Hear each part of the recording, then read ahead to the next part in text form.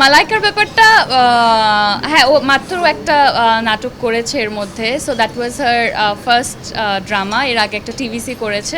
তো ও অনেক ছোট, মাত্র শুরু করছে এবং ও আসলে টু বি ভেরি অনেস্ট, আমার ওকে দেখে মনে হয় আমি যেই সময়টাতে কিছু করতে পারতাম না, বলতে পারতাম না, অনেক চুপচাপ ছিলাম, ও এখন ওই ফেজের মধ্যে দিয়ে যাচ্ছে।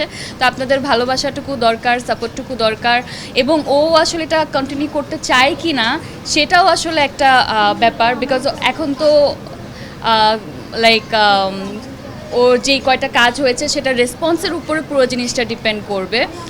সো আপনারা যদি ওর সাথে থাকেন এবং ও যদি ভালো করতে পারে, সেই যোগ্যতা যদি থাকে, তাহলে ও এগিয়ে যাবে। আর আমার মনে হয় কাউকে আসলে ওরকম হাতে ধরে শিখিয়ে দেওয়ার ওই ব্যাপারটা আসলে হয় না। যদি কারোর মধ্যে ট্যালেন্ট থাকে সেটা আপনি আসলে বের হয়ে আসে।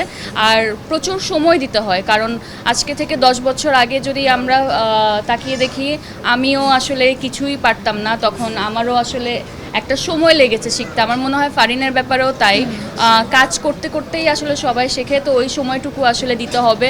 আগে থেকেই অনেক বেশি জাজমেন্টাল হয়ে বসে থাকা উচিত না, যে মানে আসছে এখনই সব কিছু পেরে যাবে। তো আমার মনে হয় সময়টুকু দরকার সবার।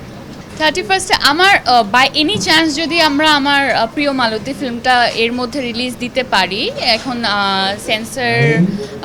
সেন্সরের জন্য জমা দেওয়া আছে, যদি ওখান থেকে সব কিছু আমরা পেয়ে যাই তাহলে ফিল্মটা রিলিজ হবে। আমার নিউ ইয়ার আসলে ফিল্মের সাথেই কাটবে, আমার মনে হচ্ছে এমনটা। মানে আমার কখনোই মনে হয় না যে আর্টিস্টরা এটা ডিসাইড করার সেই ক্ষমতাটুকু রাখে। বাট ভালো কোনো এরকম উদ্যোগ যদি কেউ নিয়ে থাকে, ভালো গল্প থাকলে, দেন ওয়াই নট।